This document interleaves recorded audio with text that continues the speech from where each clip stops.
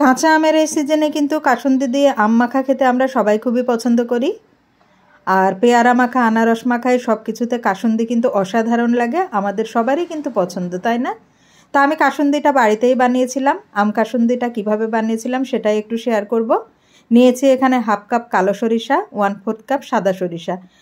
সাদা সরিষার চেয়ে কালো সরিষার পরিমাণটা বেশি হতে হবে, যাতে করে কাসুন্দিতে ঝাঁঝালো ভাবটা থাকে। খুব ভালোভাবে পরিষ্কার পানি দিয়ে 2-3 বার করে ছাঁকনিতে ছেঁকে আমি ধুয়ে নিব। খুব ভালোভাবে ধুয়ে নেওয়া হয়ে গেলে সরিষাটা আমি একটা কাঁচা আম নিয়ে নেব। একটা কাঁচা আম ছিলে সেটা আমি টুকরা করে নিয়েছি। যতটুকু সরিষা দিয়েছি তার জন্য একটা কাঁচা আমই কিন্তু যথেষ্ট। তারপর কেটে নিয়েছি। এখন ব্লেন্ডারের জারের ভিতরে আমি সরিষাগুলো দিয়ে দিব।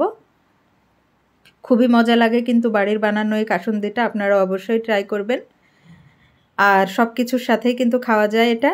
টক মিষ্টি ঝাল ঝাঁঝালো একটা টেস্ট, অনেক ভালো লাগে। কাঁচা আমগুলোও দিয়ে দিয়েছি সরিষার সাথে, আর দিয়েছি 1 ইঞ্চি পরিমাণ আদা কুচি, 3টা কাঁচামরিচ, 1 চা চামচ ভর্তি করে লবণ, ব্লেন্ডার করার সুবিধার্থে দিয়েছি আমি 1/2 কাপের মতো পানি, যাতে করে ব্লেন্ড হয় খুব সুন্দরভাবে। এই যে সুন্দরভাবে আমার পেস্টটা রেডি হয়ে গেছে আমার সরিষার।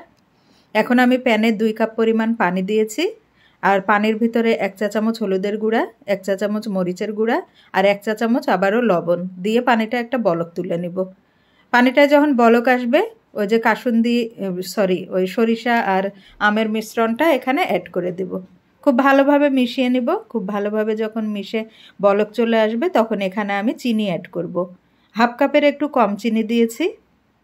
টক মিষ্টি ঝাল একটা টেস্ট আর কি, খুব ভালো লাগে খেতে। যে কোনো কিছুর সাথে মাখানোর সাথে তো খাওয়া যায়ই, আবার সরিষা ইলিশ বা যেসব রেসিপিতে আমরা সরিষা বাটা ব্যবহার করতে পছন্দ করি, সেই সব রেসিপিতেই কিন্তু এই কাসুন্দিটা ব্যবহার করা যাবে। তাতে শুধু সরিষার চেয়ে এটাতে আরও বেশি কিন্তু টেস্টটা ভালো আসবে।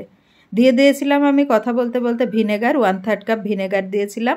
আর এখন দিয়ে দিলাম 1/3 কাপ সরিষার তেল। খুব ভালোভাবে সরিষার তেলটা যখন মিশে যাবে আর আমার পছন্দ মতো যখন ঘনত্বটা চলে আসবে, তখন আমি চুলাটা বন্ধ করে দিব। যেহেতু ঠান্ডা হলে আরেকটু বেশি ঘন হয়ে যাবে, তাই এই পর্যায়ে আমি চুলাটা বন্ধ করে দিয়েছি। দেখেন চমৎকার হয়েছে, আর খুব লোভনীয়ও কিন্তু লাগছে। আপনারা অবশ্যই ট্রাই করবেন এই রেসিপিতে, আশা করি আপনাদের ভালো লাগবে। খুবই সহজ একটা রেসিপি। এই তো এখন একদম ঠান্ডা হয়ে গেছে, পারফেক্ট কনসিস্টেন্সিটা চলে এসেছে এখন, একদম কেনা কাসুন্দির মতো। বক্সে তুলে বা বোতলে ভরে কিন্তু এখন সংরক্ষণ করা যাবে, ফ্রিজেও রাখা যাবে, ফ্রিজের বাইরেও কিন্তু সংরক্ষণ করা যাবে। আমার কাছে যেহেতু কাসুন্দির বোতল অ্যাভেলেবল ছিল না, তাই আমি বয়মের মধ্যে তুলে নিয়েছি, কাঁচের পরিষ্কার বয়মে। এই তো আজকের রেসিপিটা ভালো লাগলে অবশ্যই সবাই সাথে থাকবেন। যখন বানাবেন যেন সমস্যা না হয়, তাই টাইমলাইনে শেয়ার করে রাখবেন। আজকের মতো আল্লাহ হাফেজ।